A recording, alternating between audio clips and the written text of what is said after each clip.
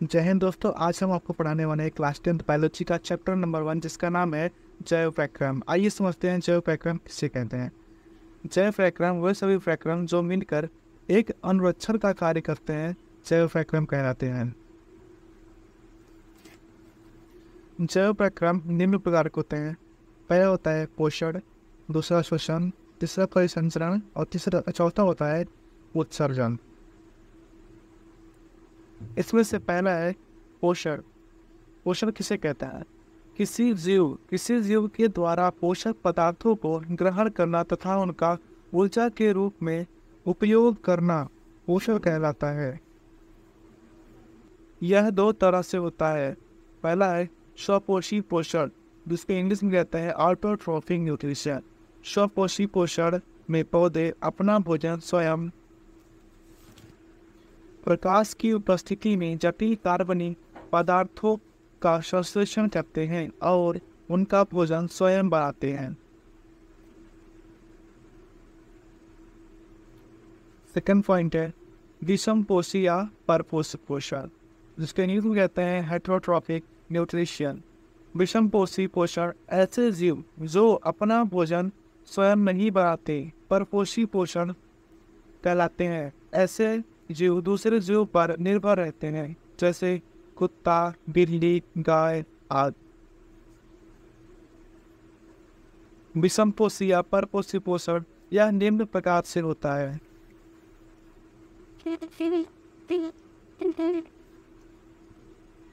पहला है मृतजीवी पोषण।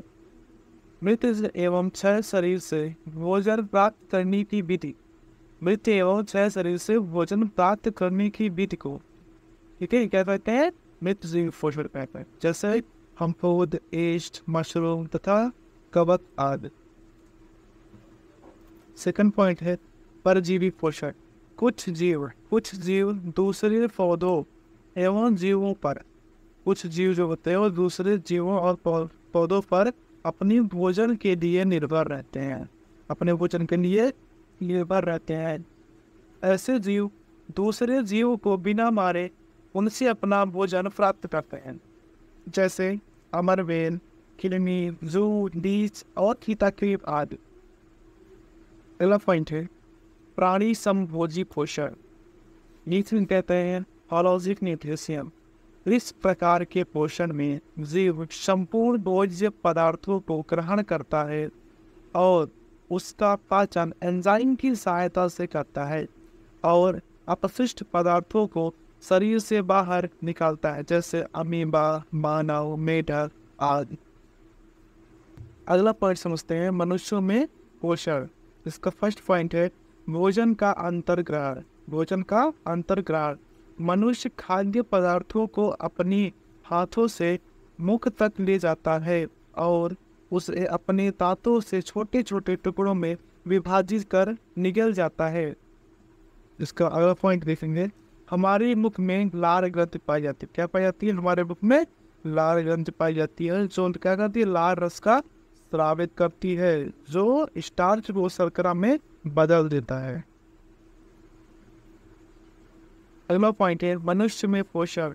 इसका फर्स्ट पॉइंट है भोजन का अंतर्ग्रहण। भोजन का अंतर्ग्रहण मनुष्य खाद्य पदार्थों को अपने हाथों से मुख तक ले जाता है और उसे अपने दांतों से छोटे छोटे टुकड़ों में विभाजित कर निगल जाता है। इसका अगला पॉइंट देखेंगे हमारे मुख में लार ग्रंथि पाई जाती है। हमारे मुख में लार ग्रंथि पाई जाती है जो लार रस को स्रावित करती हैं, जो स्टार्च को शर्करा में बदल देता है। जो स्टार्च को क्या करता है? शर्करा में बदल देता है। अगला पॉइंट है जीवा में होता है जीव का कार्य क्या होता है? भोजन को लार के साथ पूरी तरह मिलाती है। जीव का क्या कार्य होता है? भोजन को लार के साथ पूरी तरह से मिलाना। अगला पॉइंट है ग्रसिका, जिसको इंग्लिश में कहते हैं ओसोफाइगस। यह भोजन को मुख से आमाशय तक पहुंचाती है। ये क्या करती है? यह भोजन को मुख से आमाशय तक पहुंचाती है। अगला पॉइंट है आमाशय, इसको इंग्लिश में कहते हैं स्टोमच। आमाशय की भित्ति में उपस्थित जठर रस, आमाशय की भित्ति में उपस्थित जठर रस जो HCl जिसका फुल फॉर्म होता है हाइड्रोक्लोरिक एसिड का निर्माण करता है, हाइड्रोक्लोरिक एसिड का निर्माण करता है, जो पेप्सिन एंजाइम की क्रिया में, जो पेप्सिन एंजाइम की क्रिया में सहायता करता है तथा यह बैक्टीरिया को मारता है। पेप्सिन, अगला पॉइंट है पेप्सिन प्रोटीन का पाचन करता है। पेप्सिन क्या करता है? यह प्रोटीन का पाचन करता है। स्लेस में जो होता है स्लेस में जो होता है यह आमाशय के आंतरिक भाग को क्या करता है? आम्ल से रक्षा करता है। जो हर पॉइंट है क्षुद्रांत, अगला पॉइंट है क्षुद्रांत। आमाशय से भोजन छोटी आंत में आता है, आमाशय से भोजन छोटी आंत में आता है। छोटी आंत में भोजन का पूर्ण पाचन होता है। ठीक है, अगर कोई पूछ ले कि भोजन का पूर्ण पाचन कहाँ पर होता है तो आप बताइएगा क्षुद्रांत पर। ठीक है, छोटी आंत में। ठीक है, इसका थोड़ा बेसिक्स देख लेते हैं। यह भूरे बैगनी रंग का होता है, यह भूरे बैगनी रंग का होता है। यह 35 mm 1.5 इंच मोटा तथा 6 से 7 मीटर 20 से 23 फुट लंबा होता है। बड़ी आंत छोटी आंत की अपेक्षा मोटी होती है, जिसकी लंबाई 1.5 मीटर यानी 5 फुट होता है। श्वसन, जिसे कहते हैं रेस्पिरेशन। श्वसन एक ऐसा प्रक्रम है, श्वसन एक ऐसा प्रक्रम है जिसमें कार्बनिक पदार्थों के ऑक्सीकरण के फलस्वरूप ऊर्जा प्राप्त होती है तथा कार्बन डाइऑक्साइड CO2 एवं जल H2O मुक्त होता है। यह क्रिया शरीर के अंदर कोशिकाओं में संपन्न होता है। ये जो क्रिया होती है, श्वसन की जो क्रिया होती है हमारे शरीर के अंदर होती है, कोशिकाओं में होती है। ठीक है, नेक्स्ट पॉइंट है श्वासोच्छ्वास, इंग्लिश कहते हैं ब्रीथिंग। श्वासोच्छ्वास का मतलब होता है सांस लेना।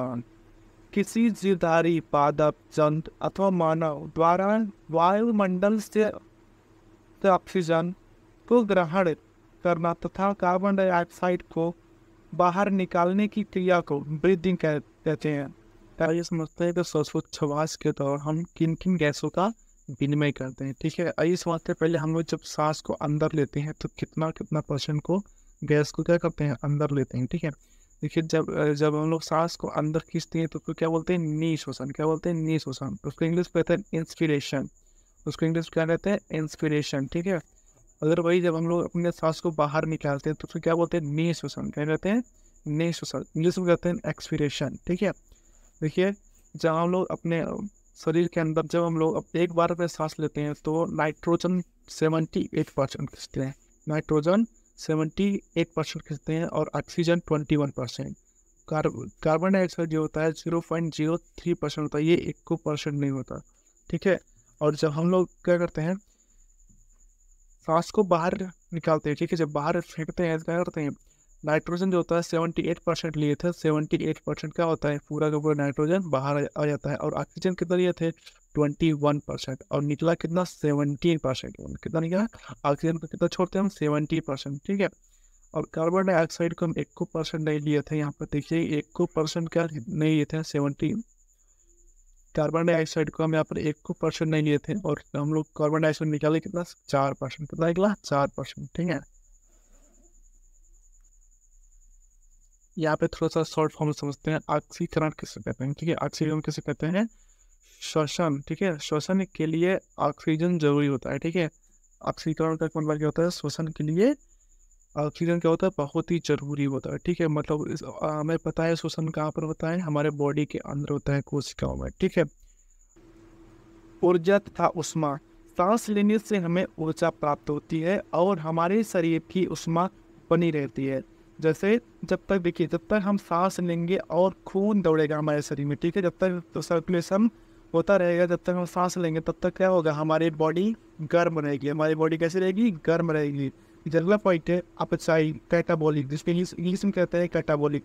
यह एक अपचाई क्रिया है। क्या है? एक अपचाई क्रिया है। अपचाई का मतलब होता है किसी चीज़ को तोड़ देना। ठीक है, किसी चीज़ को तोड़ना जो ऑक्सीजन को ऊर्जा में तोड़ता है। ठीक है, जब हम लोग सांस लेते हैं, ऑक्सीजन लेते हैं तो ऑक्सीजन को तोड़ करके ऊर्जा में किसी बदलता है, ऊर्जा में बदल देता है। तो इसलिए क्या कहते हैं? एक अपचाई यानी कैटाबॉलिक क्या कहते हैं।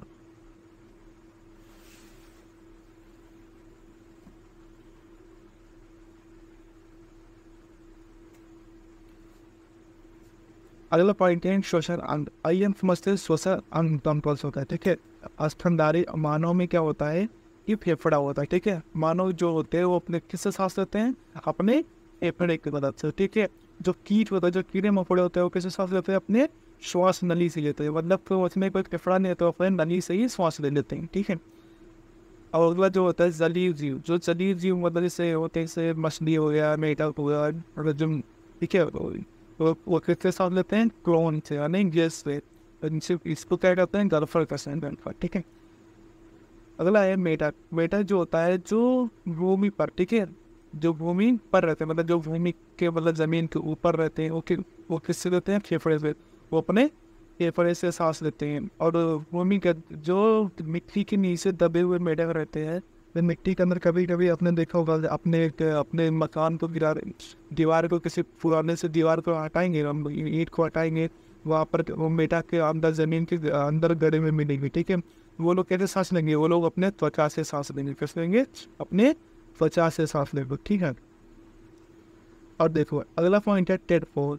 टेडपोल जो होता है वो क्या होता है, मेढक का बच्चा होता है। जो टेडपोल है मेढक का बच्चा नहीं होता कि पानी में आपको तैरता हुआ दिखेगा, वो कैसे होता है, वो अपने गिल्स से सांस लेता है, ठीक है। वो अपने गिल्स से यानी अपने क्लोन से यानी गल्फर से सांस लेता है, ठीक है। पॉइंट है श्वसन मार्ग। श्वसन मार्ग किसे कहते हैं, वायु जिस मार्ग का अनुसरण करती है, वायु जिस मार्ग का अनुसरण करती है उसे श्वसन मार्ग कहते हैं। आइए समझते हैं श्वसन मार्ग को, ठीक है। पहला है नासा छिद्र, यानी हमारा नाक जो होता है, ठीक है, उसे क्या कहते हैं, नासा छिद्र। नाक के जस्ट ऊपरी भाग को जो बीच में पाया जाता है उसे क्या कहते हैं, नासा कपाट, ग्रसनी, स्वर तंत्र, श्वसनली, उपनली, उपनलिकाएं, वायु कोष्ठक, ठीक है, वायु कोष्ठक। इसके बाद हमारे पता है कि हमारे फेफड़े में, ठीक है, यहाँ पे देख लीजिए, यहाँ समझते हैं स्वर तंत्र से, ठीक है, यहाँ समझते हैं स्वकम, ठीक है। स्वर तंत्र से होते हुए सांस कहाँ से आता है, कहाँ आ जाता है, श्वास नली। श्वास नली फिर यहाँ से क्या होता है, दो भागों में डिवाइड हो गया। यहाँ पे देखो एक राइट साइड है और एक लेफ्ट साइड में, क्या हुआ, डिवाइड हो गया। इसको क्या बोलते हैं, उपनलिका बोलते हैं। क्या बोलते हैं इसको, उपनलिका बोलते हैं। यहाँ पे देखिए दो भागों में डिवाइड हो दे रहा है, इसको क्या बोलते हैं, उपनलिका बोलते हैं। उपनलिकाओं से कहाँ पे जाता है सांस, वायु कोष्ठक यानी कोशिकाओं में जाता है। कहाँ पे जाता है, कोशिकाओं में जाता है। क्या बोलता है, कोशिकाओं में। कोशिकाओं में हमें पता है कि आपके क्या होता है, ब्लड बन रहता है, जो रेखा का ना आपको यहाँ पे ब्लड बाहर रहता है, ठीक है। यहाँ कोशिकाओं में जाता है। कोशिकाओं में क्या पाया जाता है, कोशिकाओं में पाया जाता है रक्त, ठीक है, रक्त। और रक्त में क्या पाया जाता है, हीमोग्लोबिन। रक्त में क्या पाया जाता है, हीमोग्लोबिन। और जब भी हम लोग सांस लेते हैं, क्या लेते हैं, ऑक्सीजन लेते हैं। क्या लेते हैं, ऑक्सीजन लेते हैं। हीमोग्लोबिन वहाँ पे क्या होता है, हीमोग्लोबिन ये हमारी फेफड़े में क्या होता है, बैठा रहता है, ठीक है, बैठा रहता है। और जैसे ही हम लोग सांस लेते हैं ऑक्सीजन को तुरंत पकड़ के, ठीक है, ऑक्सीजन को हीमोग्लोबिन क्या करता है, तुरंत पकड़ कर लेकर के क्या रहता है, पूरे बॉडी में यानी फुल बॉडी में लेकर के चला जाता है, ठीक है। वो जा करके पूरी बॉडी में ऑक्सीजन को फैला देता है, ठीक है। आज की ये बस इतना ही, मिलते हैं नेक्स्ट वीडियो में, तब तक के लिए।